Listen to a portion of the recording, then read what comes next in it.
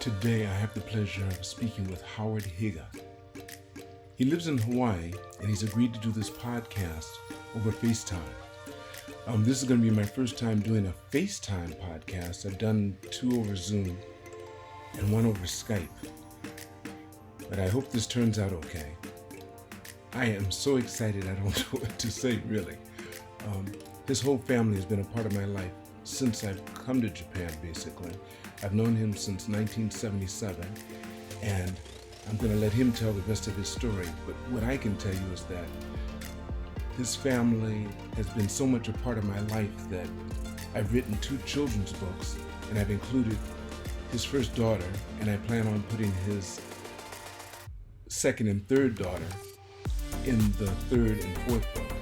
So I'm looking forward to this. And his wife, I have to say, I gave her an award for being so consistently involved with our program that I had when I was teaching at the American school, and I had her 2 daughters in the program, and she came to every single gymnastics meet we had, and she was always supportive. I never heard her say one negative thing about the program, or me to anyone else for that matter. As a matter of fact, she would stand up for me if anyone said anything slightly negative about the program, and it gave me a lot of confidence in what I was doing. And I hope to have her on the podcast very soon as well. Anyway, I'm going to be calling him up in a few minutes, and we will hear Howard's side of the story. Thank all of you for watching, and I plan on, I don't know how I can do the ending, but I hope I can do the ending the same way I usually do. But if not, I'll think of something. I really hope this turns out well. I'm calling Howard Higa today. He's in Hawaii. This is the first time I've ever called on a FaceTime call to try to do a podcast. And it's 5 o'clock my time in the morning here, and it's 10 o'clock his time in Hawaii the day before, so yesterday, for me anyway. So it's Tuesday there and Wednesday here. Anyway, I'm excited. 2 minutes to go. Actually, I'm going to call him right now and see how it goes. And we'll find out. This should be a good one. Here we go.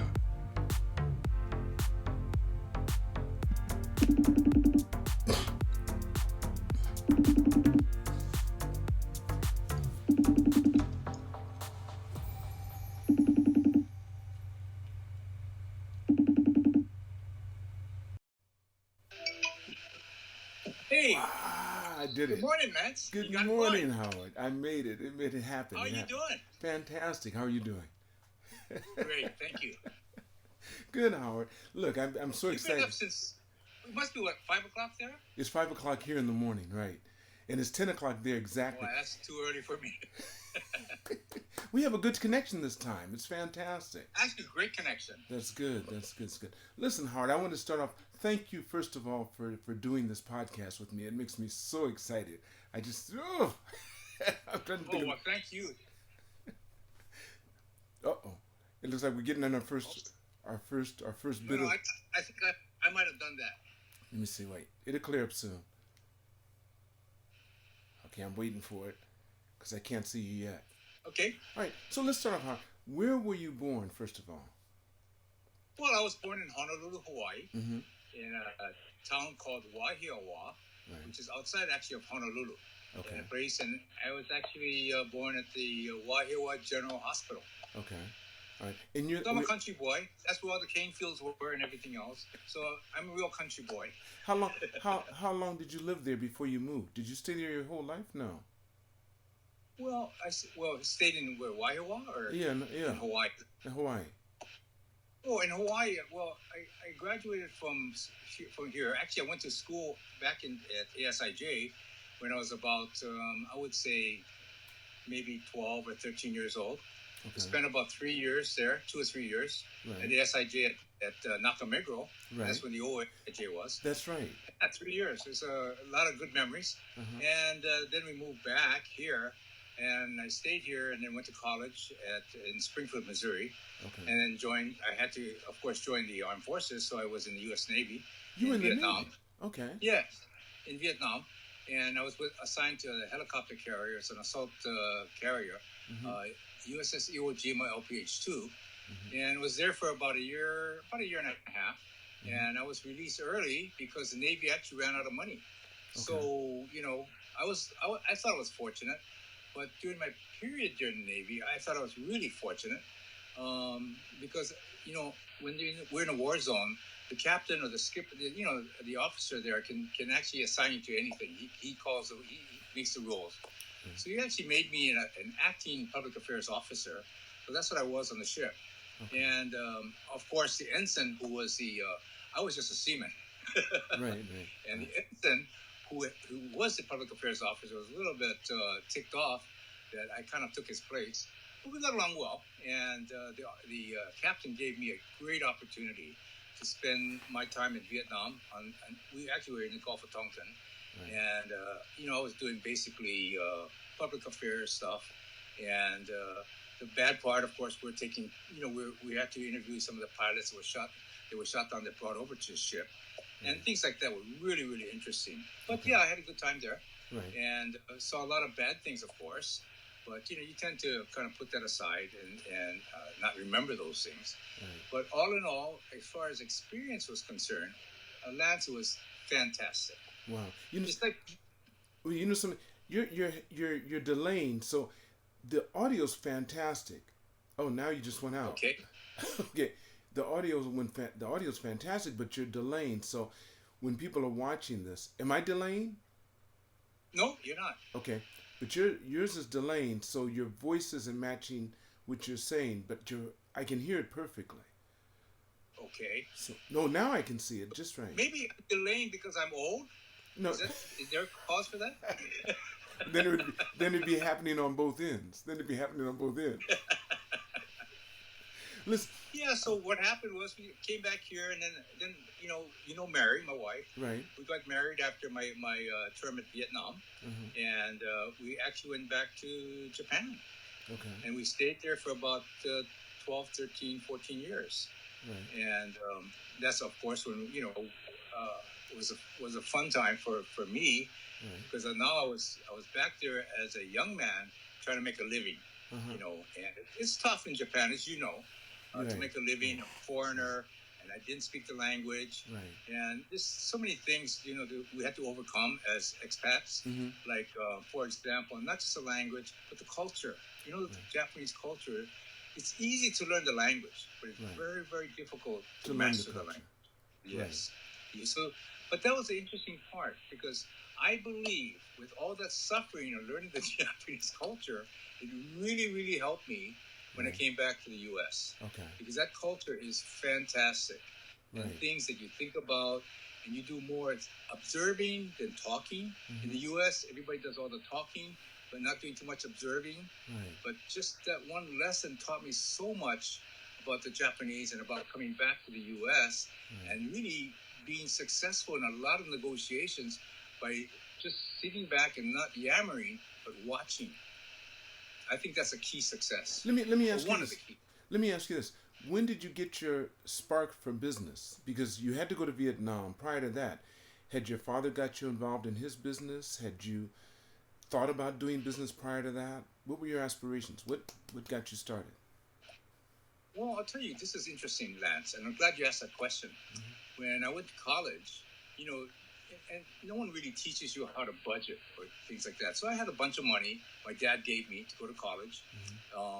So what happens is you got all this money you never had before, so you're buying things and all this. Well, before the semester ended, I ran out of money. Okay. And I had to call my dad. Says, Dad, can you send me some more money? I don't have money. And he says, well, I mean, you had all this money. And I said, well, I'll do better. So this went on to about my sophomore year. Same thing, same call. And he was getting frustrated. I was getting frustrated.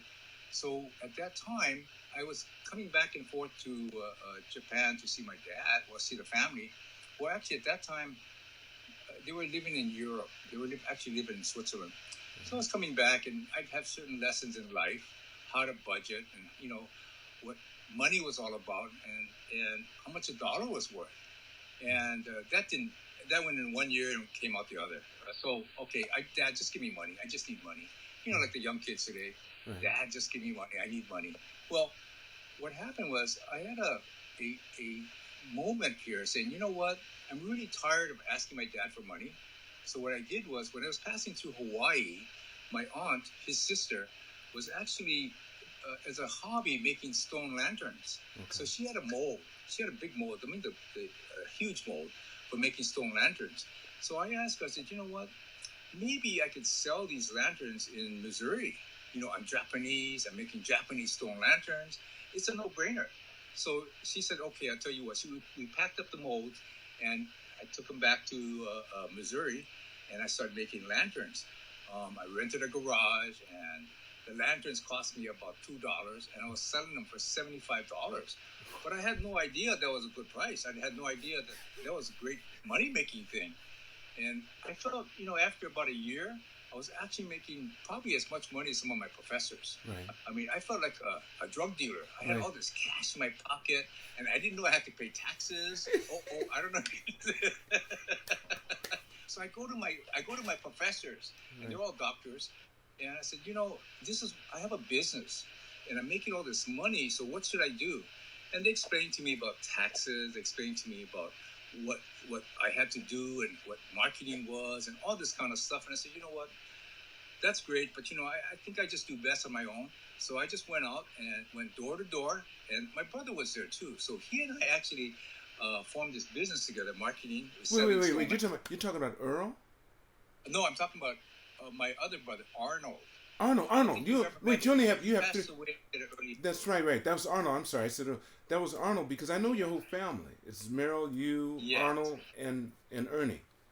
Exactly. Just the four of you. So Arnold and I actually went to Drury College, Drury University now, at that time. So we got together, we made a business, and he helped me sell. I manufactured it, I sold too, but I was a manufacturer. So I go down to the garage every day and after school, and I make up all these lanterns. And, the concrete has to be cured. So, we couldn't sell them for at least a couple weeks or so. But I kept making these lanterns every day. So we had a big inventory of lanterns. And we go out and sell these things. And he and I, the best thing I can remember now is that on one of the streets there, they had this thing called Chicken Delight or something like that. That was our favorite dinner. Yes, Chicken Delight. I remember. Yeah, so we went down there and got the chicken and brought it back to our apartment and ate up. I said, God, we sold 5 lanterns or whatever it is. We got hundreds of dollars. I said, shoot, I don't know what to do with this thing. Well, we did pretty high off the hog. I never asked my dad for more money after that. You never did. So that was my first business. Okay. So then you started So what happened was, this was interesting, another interesting thing. It kind of like, I don't know if it was perception, or I don't know if my professors saw me differently, but my grade point average was about 1.5, 1.7, just barely getting by. Right. So of course my father was very disappointed. After my sophomore year, when I started going to the professors for help to find out what I should do with this business, I didn't want to know what was in the econ books or the stat books or all these different things. I just wanted to know reality. This is what I was making. What should I do with this? So I went with them, and they gave me straight answers. And I guess they took an interest in me. So I started going to them when my average was 1.7, 1.5. And after they started looking at my cash flow, what I was making, like magic, lads, like magic. My grade point went up to like 2.7, 3.1, 3.5. 3.5. Geez, I must be a genius. Well, in those days, everything was like essays. So I guess they must have thought through perception that, hey, this guy is not an idiot. He's not a 1.5. he's better than that. So my grades started to improve. Mm-hmm. The more money I made, my grades improved. Mm-hmm. Is that right? Do you think? But were you really studying more, or you weren't studying more? No, I don't think so. I think it's all perception. Okay. I'll give you a sad story. One of the things when I was there in Missouri, I was in English lit class, and my roommate was very smart, so I just couldn't get better than a D in English literature. Mm-hmm. Anything I did, I got a D. Mm-hmm. And so I said, this is really strange. I can't continue this. So anyway, what I did was I took one of his papers and I plagiarized it. He had an A in the paper. Mm-hmm. And we had different English teachers. So I gave his paper basically to the teacher. Right. I got a D. You still got a D? I still got a D. He got an A. So what I did was I took it to the head of the class or whatever it was. Mm-hmm. She was a professor also. And I showed her this, and I explained to her. I said, listen, I didn't plagiarize for the grade. I plagiarized it just to find out what the heck's going on. Because whatever I did, I could not get better than a D. I mean, that was ridiculous. Mm-hmm. Well, I found out later that my English lit professor's brother died in World War II. Oh. So obviously, yeah, it was that. It was, this is a small university in Missouri. Prejudice is running at high levels and all this type of thing. Mm-hmm. So yeah, I got that, and I also got many experiences with some of the business school professors, and I'm sure it was because I was Japanese, Japanese American. Right. But anyway, I got a little fed up with the whole thing, and I really wanted to leave the college. But I stuck it out. I thought, I'm going to graduate from this thing one way or the other. And I started to do pretty well with the professors there.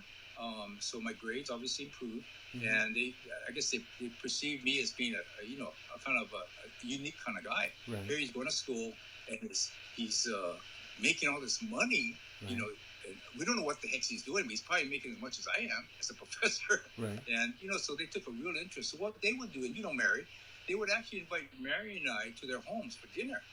And they would pick my brains of what I'm doing and how I'm making all this money and all this and that. And, I said, hey, Mary, we got an invite to my professor, my econ professor. He wants to meet with us for dinner. Had you already married Mary? Had you already gotten married? No, we were just boyfriend and girlfriend. Okay, so she went to the same college, like you said. She went to the same college. That's why I met her. Wow. What was she studying? What were you studying to become? Well, she was in education, so she actually became a teacher. Okay. And I was studying business. Mm-hmm. And that was really basically the influence of my father. It was business or the highway. Right. So I said, okay, well, I'll take business. Right. Right. I'm done with the highway. So it was really because of him. I give a lot of credit to my dad. Mm-hmm. I'm sure that in the old days, he was the old school guy. If you didn't behave, you got a slap on the head, right. or a belt. Right. And he says, you're going to go to school and you're going to learn business. Right. And I said, Dad, I want to be an artist. And he said, no. If you be an artist, then you know what? You're done. I'm not going to pay for education. Right. And I also sang. I played the guitar. And we had a musical group in college. But that's what your brother did. Actually, that's what your brother did. Exactly. Yeah. Oh, you're freezing again. Wait. Oh. Wait. And that's where, we kind of worked together on that. But what happened? Wait. He wasn't in my group. But you cut out for a second. Wait. What would you say about your brother? What? Sure. What did you say? Well, my brother was also, he really liked music as well. He continued with it. He did. Yes, he did. And then, as a matter of fact, when I was there in college, he would actually, I had a group of 6 people. Okay. And what happened is he would come around to some of our gigs. He loved hanging around. Mm-hmm. And he really helped me out to do all that stuff. And and from there, after I kind of gave up on the music, he went on. And he did a good job. So what were you doing? You were a singer? Were you singing? Yes, I was singing and writing music. Okay. And I was playing guitar. All right. And what did your brother do? What did Earl do? Well, at that time, he wasn't doing it professionally. I was doing it professionally. Well, if you say professionally, because we were getting paid. You're getting paid, right? Yes. So by all means, we were professional, and so I enjoyed doing that. And when when I was about ready to graduate, I said, you know what? Before I graduate this, we had an offer to go on tour for our music.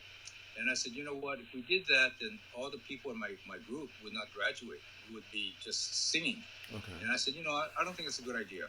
Okay. So I'm going to bow out of this thing and finish my school, which I did. Right. What kind of music though? First of all, what kind of music were you singing? We were doing at that time, Lance. I don't know if you remember this, but folk music. In those days, folk music was high. That was big. So I was writing folk music. Okay. And that's what we were singing. And we had we were on actually television on the Bell Telephone Hour once, and and they took us, and then we performed for there. And you know, the college after that, the college was so indebted. They felt indebted to me because it actually helped promote the college. Okay. This was on television. Wow. You know, I think it was a tri-state type or whatever it is deal on television. And said, wow, this is a big deal.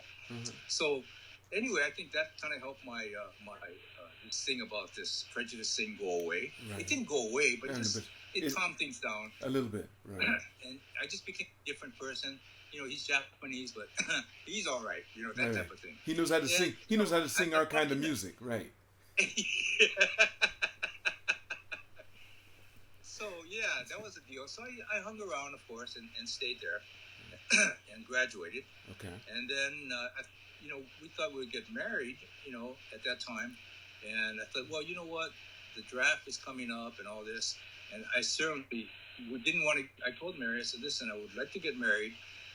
And I have to deal with it with my parents because, you know, here she was a Caucasian girl and I'm Japanese. So she was getting what you got, right? Exactly. So I had to convince my dad and mom, hey, this Caucasian girl is not bad. I mean, she's just like Japanese. Don't worry about it. Right. Excuse me. They didn't want to hear it. But in any case, I told her, I said, listen, Mary, to be honest, I said, I have to go to Vietnam. I already know that. And what I don't want to do is get married and leave you a widow. Right. Something should happen. Right. So we can do that, all that stuff when I get out, which we did. I think it was in 1969 when I was released from the Navy, and we got married in at the college, and came to Japan. All right. In about 69. So that's where we started in Japan. Okay. So you stayed here until 78, 79? You stayed in Japan till 78 or 79, didn't you? When did you go back to Hawaii? 79? You know, that's a good 80? question. 80. 80. I think we came back to Hawaii in about 80. Right. I think it was my last year, I think, at the American school. Yeah. Right. And so, you know, the thing is that all those years, I mean, you know, I thought I was suffering. I mean, you know, I couldn't speak the language when I first came over in those days. And Mary, of course, couldn't speak it. Mm-hmm. So we actually enrolled at the University, KO University, their International Language Department. Right. And I continued. And, you know, actually they had that problem with Okinawa. You know, Japan was trying to get Okinawa back. The students were revolting. They had staves and sticks and stones and all this type of stuff going on. And their parents came to visit us.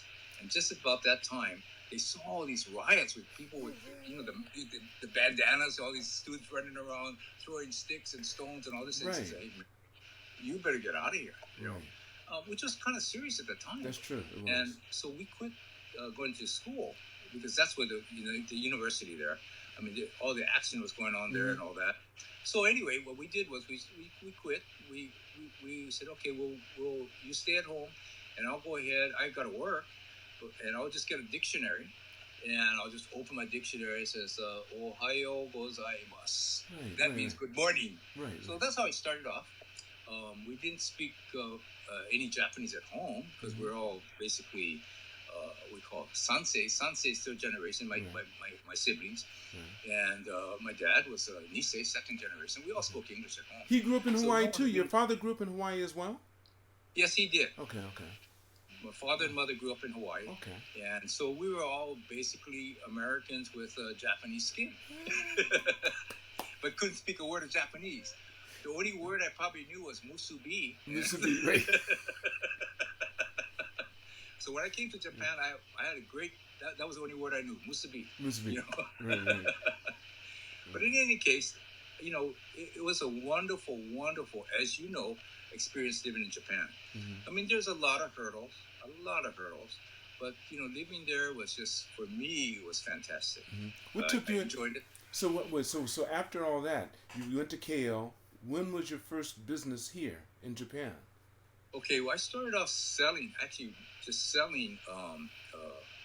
Well, at first, I didn't have anything to do, so I started being a trader. So I brought in importer, brought in stuff as cheap as I could and sold as much as I could, whatever that was. And I got involved with all kinds of small products, things like that. In those days, they didn't have the internet, which was working in my favor, because at the internet, you go now, the things I was selling, they know exactly what price they could buy it at or whatever, and have it shipped over. And my game's lost. Right. I have no game. Right. But in any case, in those days, it played for me. No one had a computer. There was no such thing as internet or whatever. So I flew to the mainland and went to these trade shows and everything, picked up things. Right. Like, okay, talk to the guys. I want an exclusive for Japan, whatever it was. So that was kind of like my first ventures into trading. Right. So I brought in things like fur coats from Australia. I brought in golf equipment, candies from Hawaii. As a matter of fact, I brought in macadamia nuts, and I had Ito-en package it, and I actually drove the 2-ton truck.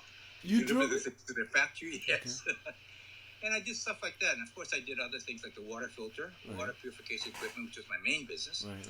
And other things like, interesting, I learned one thing, that Korea was selling women's eyelashes for 15 cents. They had a standard price, 15 cents. Yeah. So I thought I'd go to Korea. Maybe I'll sell eyelashes.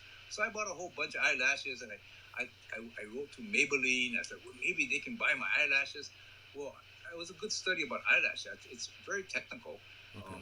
I went to talk to Shiseido, and that was a joke, because Shiseido was, of course, the pro in all these things. And they'd explain to me exactly what they were doing in Korea. Would not even come close to what Shiseido was doing with women's eyelashes. Right. So, but things like that, I got involved as a trader. Okay. And, I was like, in those days, I was really like how can I put it? I was like like a boy in a toy store. Okay. And all the businesses really intrigued me in this way. So I was so involved in many businesses because of that. But what kind of influence did your father have on this? Because what was your dad doing at this time? Well, my dad was actually, I was in Tokyo, and my dad was in Fukuoka, because he had the Pepsi-Cola bottling factory there. Okay. And he was dealing with all of that. And he would come in probably on the weekend. He would stay there the whole week and come in the weekend after his battles with Pepsi-Cola in Fukuoka. Right. And they were struggling. I mean, it's a tough business when you have Coca-Cola, as a competitor. It's a tough business. Right. But in any case, he really worked hard. I will say that my dad really worked hard, and a lot of times we didn't see eye to eye. Of course, you're the first son. You're the first son. That's why.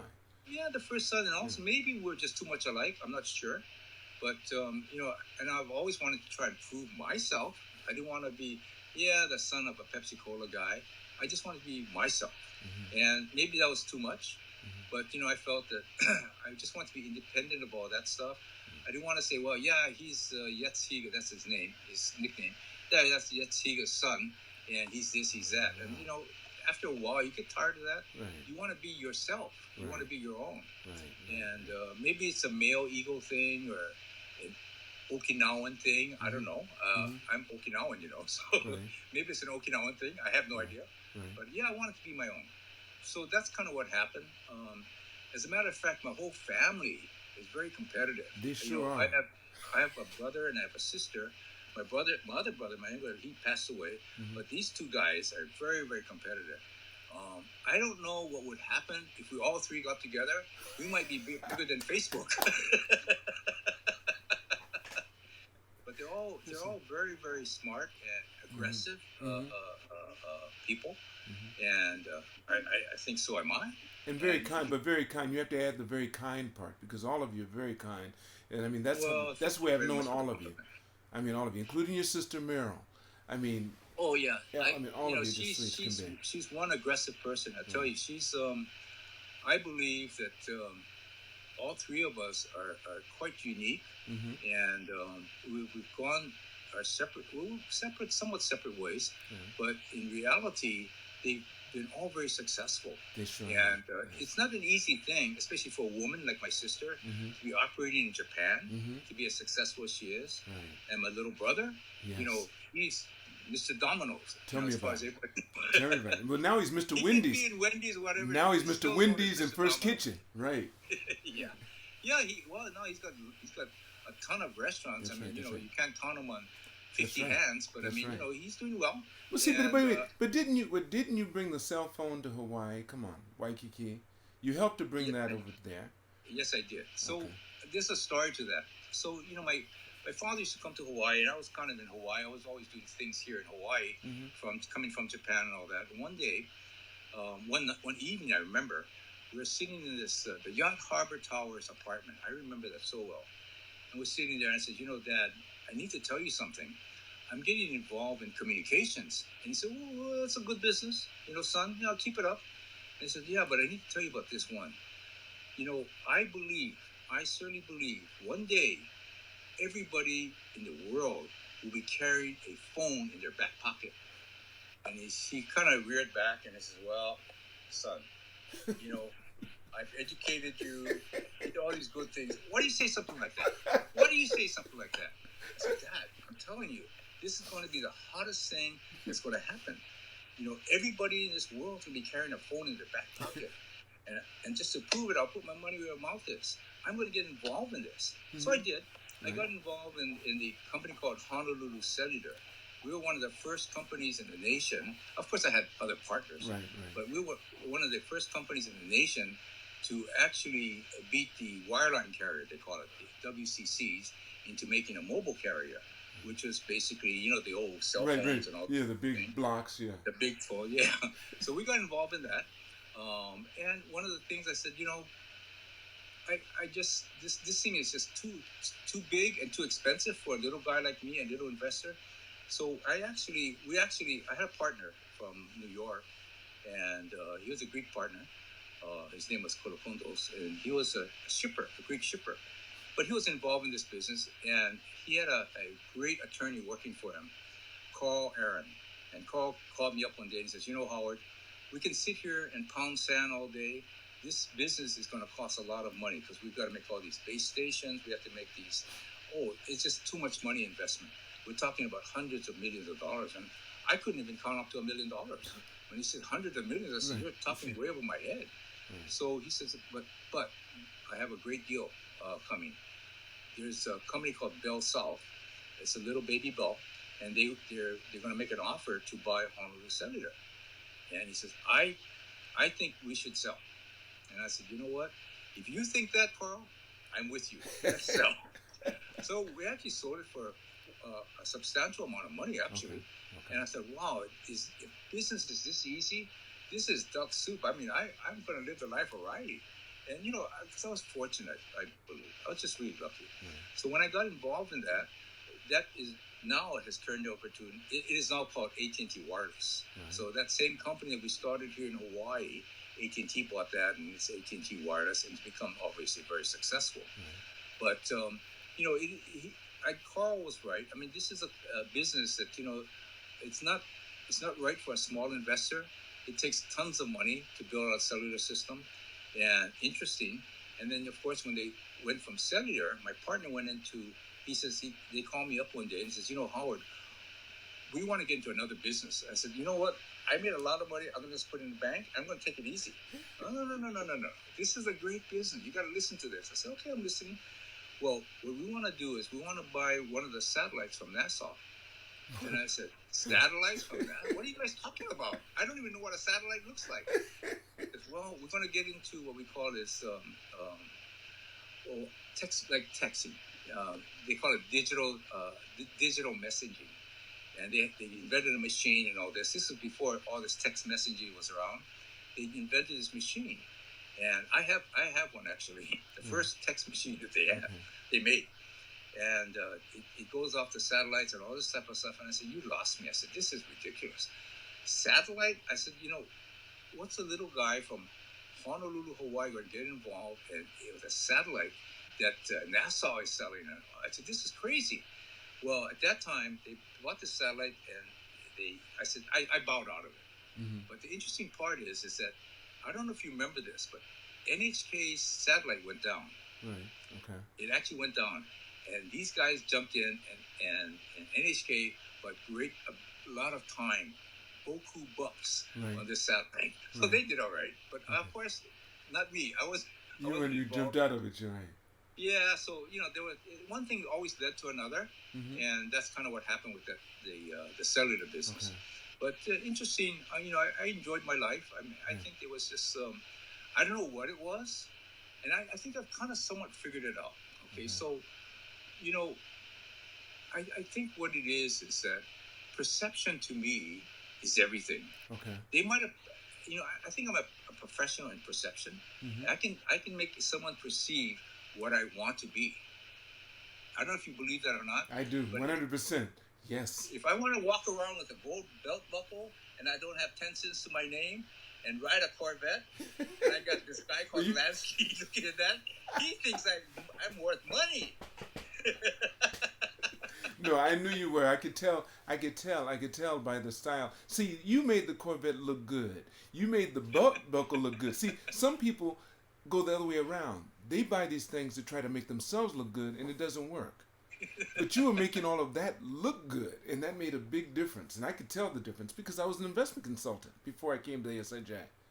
Yeah. I've seen them all. I've seen the big rings. I've seen all of it. And there's a difference between the person making it look good or the items making the person look good. It makes a big difference. Well, thank you very much. It's a very big compliment from you. It's a fact. But it's always been my thought is that this is one of the key things that I've always believed in is, I don't want to say it this way because it sounds scammy, but a lot of times in life you have to kind of like fake it to make it, fake it until you make it. And one of the important things in business, I don't care where you are, even in Japan, everybody's doing it on the business table. You see the Japanese are having these meetings, but they're basically faking it till they make it. Another thing too is perception. Everybody's got their gold Rolex watch on. They've got all their Sony shoes. That's right. They drive a Mercedes with the driver there. It's all perception. They just they're trying to make you perceive what they are. But how can you tell when someone's really it's them that you? How can you tell when it's about them and it's not about their items?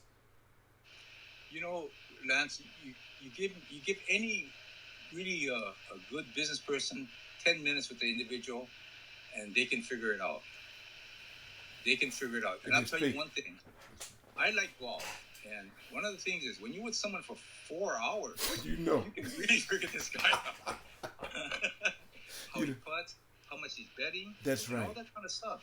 You know his character already. Right. And then eventually everybody got to get nude and take a bath. So you can't hide anything. You can't hide anything, right. That's it. You're it. That's And, basically, a round of golf can certainly show any individual who that other person is. Right there, by talking to him, if he's having perceptive lunch enough. after the 9 holes, etc. Have a couple beers, and you cannot fool anybody for 4 hours. You cannot. True.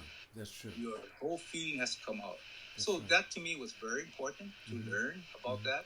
So to me, Lance, I mean, one of the things is that we as business people, I'm close to 80 now. I'm 78 years old. Right. So I've gone through all of that. I've gone through all the, faking it till you make it.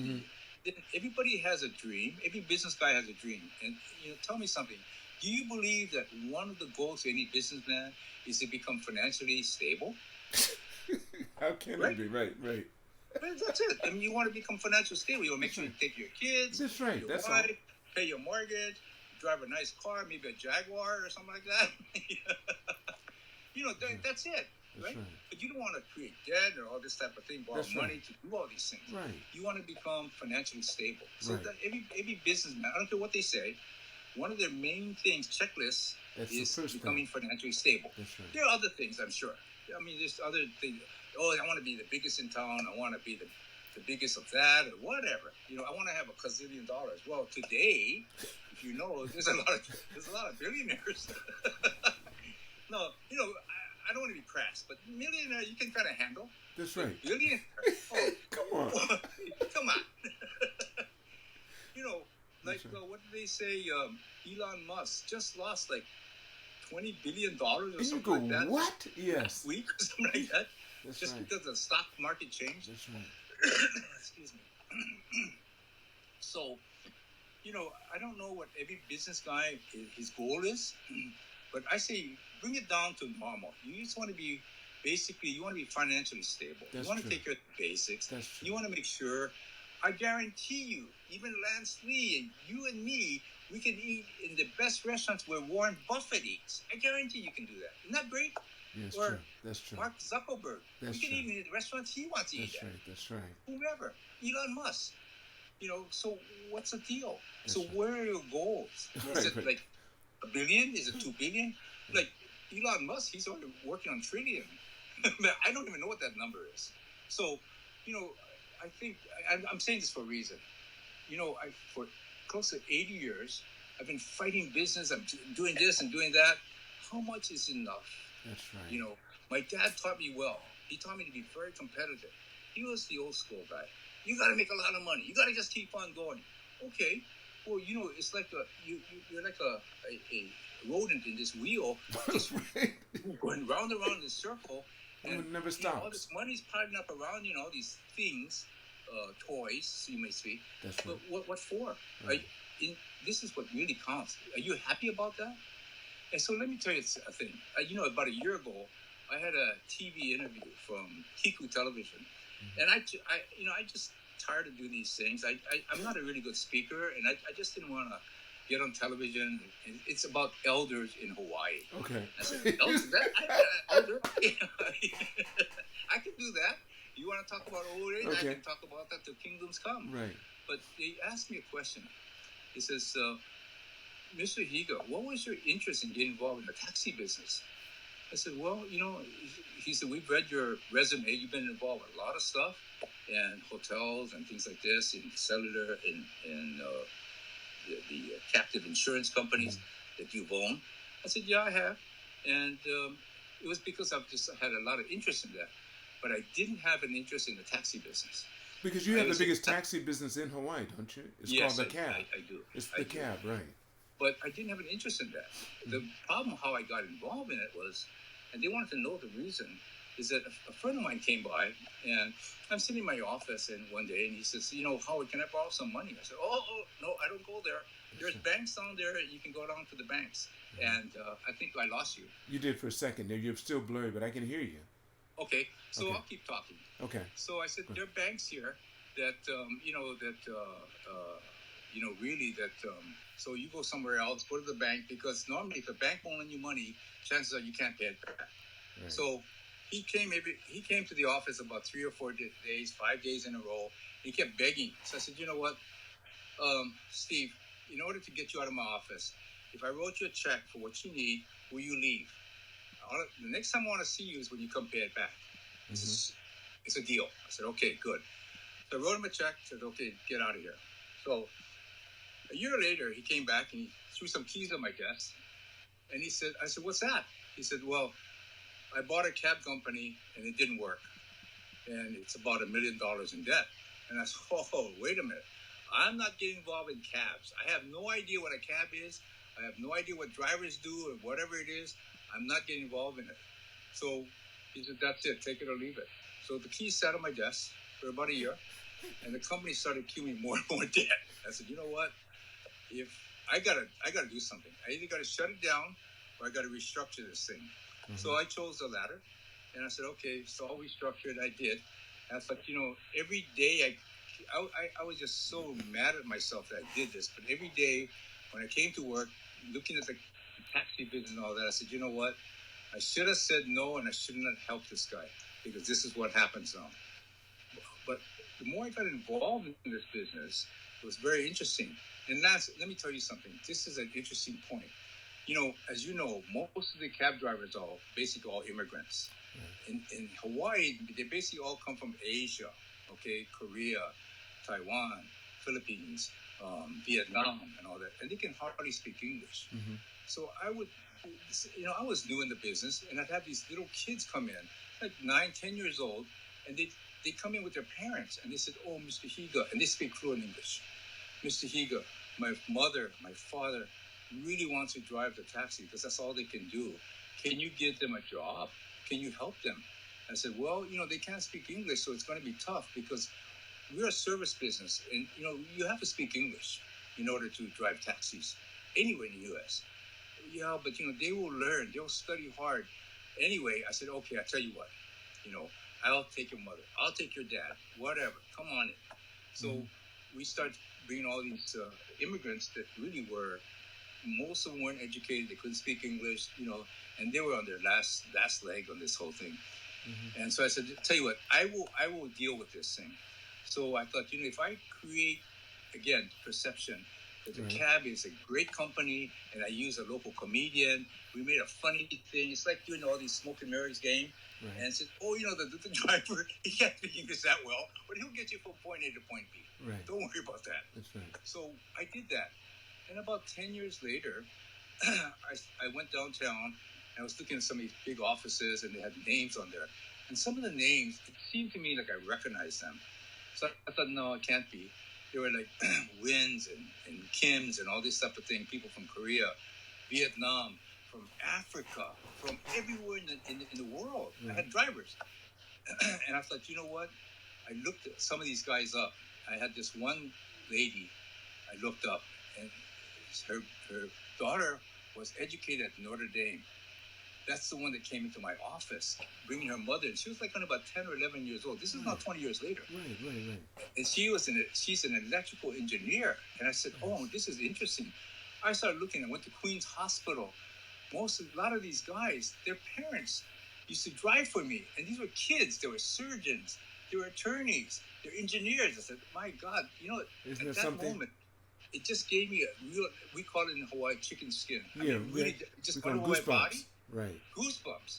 I said, you know what? This really is a goosebump moment. Right. And I said, a goosebump moment. To me, that was so fantastic. To be part of their so-called American dream. That's what I thought American dream was.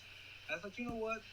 When I was doing this interview, this TV person, where this guy was asking me all these questions, it seemed like in my mind that I stopped talking, but all these words started coming out. And one of the questions he asked me, he says, "Well, what are you doing this thing for?" And all of a sudden these words start coming out, like just shooting out, and says, "You know what? I'm doing it so that these immigrants can at least. I'm trying to pay it forward. I don't know if that's what I was doing, but it was coming out of my mouth." Right. He says, "I'm trying to pay it forward, and what I'm trying to do is give them their American dream. But I also realized one thing." Is that I can't basically give their mother, their father, the American dream. It's tough for a person that comes here as a foreigner that can't speak English that well to get their American dream. However, I said, they can get their American dream to their children. And at that point, my neck got goosebumps. I said, did I say that? Wow, isn't that the truth? And I realized that, about over 1,000 drivers have come to my company. And I said, probably for 1,000 people, I'm an enabler. It enabled them to get their American dream to their children. That's right. And a lot of people would say to me, I never got it at that time. They would say, your drivers are really crazy. All of them are driving with Harvard stickers, Notre Dame stickers, MIT stickers on their car. It's like they want all these stickers on their car. I said, sir, let me tell you something. If you see a cab driver driving with Stanford or Notre Dame or MIT on his car, his kids are going there, or have gone there. Let me tell you that. We have so many drivers that are running around with Punahou, which is the fine high school here. Yes. Very expensive. And cab drivers have this on their car, Punahou. It's not because they like Punahou. They do like Punahou, but their kids are going to Punahou. That's right. They're also going to MIT. They're going to Harvard. They're going to Yale. Right. One went to Notre Dame. This lady, she worked I would say 17 hours a day. Right. And she got that. And you know what? When I was talking about all this stuff, it was like, and I'll tell you this is the really important thing, Lance. I felt like I was having like an epiphany. I realized what my life was for, what I'm working for. Okay, what's that? It was like maybe assisting people to get their American dream and paying it forward and paying me for it. I mean, God was good to me. I had great blessings. So how can I pay it forward? You ask yourself, how you pay it forward if you got good blessings? That's right. But this one is like my aha moment. Like yeah, like they say, Oprah, right? Yeah, it's an aha moment for me. And I'll tell you, I believe that the ultimate feeling of life is that aha moment. Not all golfers can hit the ball and get a hole in one. Right. That may be a great moment. It's not an aha moment, That's but right. it's like an aha moment because it's something you never planned for. Like you're in business. My little brother's selling pizzas. He's also doing this thing with the Wendy's burgers or whatever it is. But I don't know if he'll ever get his aha moment. If he does, I wish he does, because then he can feel what I'm feeling. Right. It's a feeling, Lance, I just can't explain to you. Yes, it's yes. this aha moment. Yeah. Something that, to me, it's something that, well, for example, in Japan, I had a mentor there, a guy called Takayoshi Mizushima. Mm-hmm. He was in Hakubi Kimono Gakuin. He had kimono lessons in school. A very successful guy. He told me one word in Japanese. He said, "Higa-san, you must learn this word, ikigai." I said, "Ikigai?" I said, "What the?" He made this big post, this big sign, and had it framed and everything, beautiful framework, ikigai. I said, "What does that mean?" He says, "Well, in English it would be the reason for existence, but ikigai is what you need is people need an ikigai. They need a reason to exist, a reason for existence." And I could never understand that, Lance. This was like 30, 40, 50 years ago when he did this. And I said, my mentor is telling me ikigai. I said, what the hell is that? I mean, that's just some Japanese word. And now understand what ikigai is. Wow. It's a reason for existence. And I'm telling you, Lance, with that aha moment and this thing about ikigai and all that, I tell you, it really was so satisfying.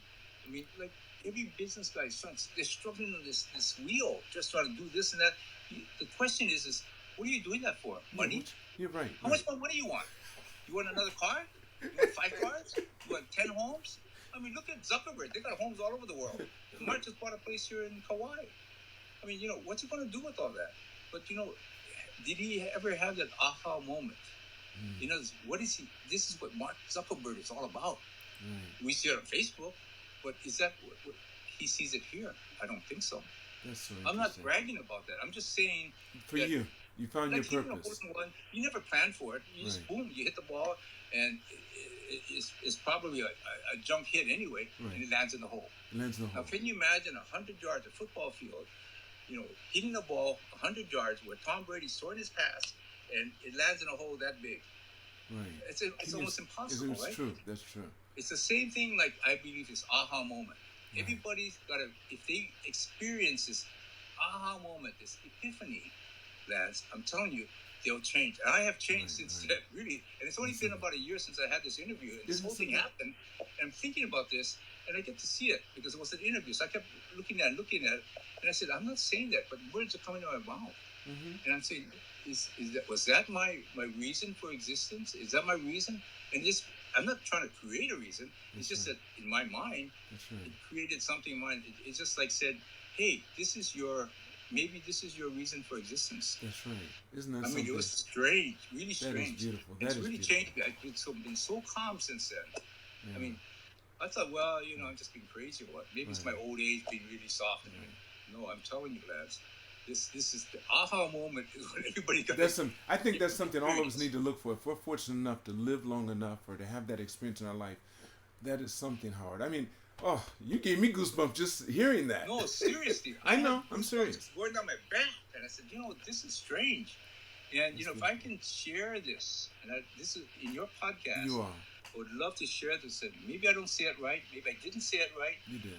But I think everybody will know when they had that epiphany, that aha moment. Mm-hmm. They will know. Mm-hmm. Hopefully they get it. Hopefully it comes to them, because when it does, they'll understand exactly what I'm saying. That's beautiful. That's beautiful. I wish that on you, man. Right. Thank you so much. No, Howard, thank you for this time. Listen, I could think of so many things I could say to what you've just said, but I think the best is what you just said. Finding that aha moment and really just hoping that you do have that. Because that's like, to me, you're saying find your purpose. When you find that out, exactly. when you find your purpose out, and you've been living your purpose, the whole thing is you didn't realize it, but you've been living. That's right. You've been living your purpose, and then all of a sudden, you were able to articulate it, and that was your out-of-body experience. Saying something, you were wait, did I really say that? And then seeing that, that's beautiful. Lance. I can understand. So strange. Yes.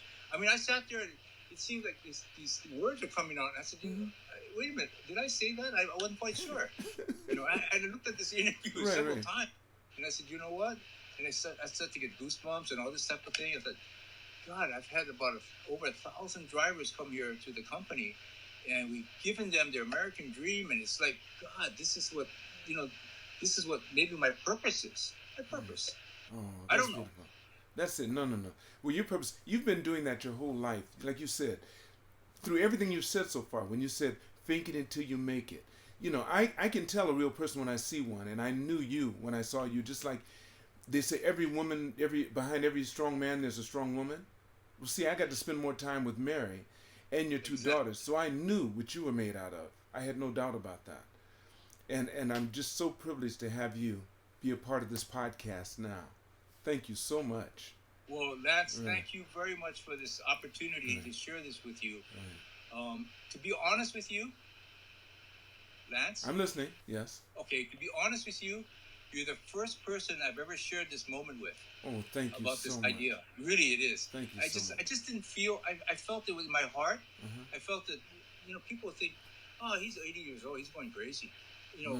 So, I never talked about it. Right. When you get this, when I start talking to you, my old memories about you and us back in Japan, that was beautiful. Way back, and start to pop up, and all this thing comes flowing through my head, my heart, and I said, I got to share this with Lance, because this is something that you're the first person I'm sharing this feeling with. Thank you. And it's like, I got to share it with somebody. Thank you. You sure? It's normally something you just want to keep. Right. But this one feeling I just had to share. Thank you so much. Howard, you shared something with me before in the Okuda Hotel, you remember, because you'd been in the hospital. And that was another time when you had an epiphany. And you sat back and it made you question. But I can imagine now you know your purpose. That's beautiful. Oh, I'm telling you, everything that happened before this is it's something that I'm a no bullshit guy. That's for sure. That's for sure. So I'm telling you, Lance, this is something I really mean, that it came to me and it really affected me. And it made me so calm, so relaxed. And I think a lot of business people should maybe kind of think about this. Right. Because, you can do all this creation and everything, but if you're not around to enjoy it, it doesn't mean anything. Right? What does it mean? Nothing. But if you can enjoy it, that's right. If you can feel more relaxed and maybe live a few years longer because you're more relaxed, hey, it's good. That's right. That's what it was meant for, maybe. I don't know.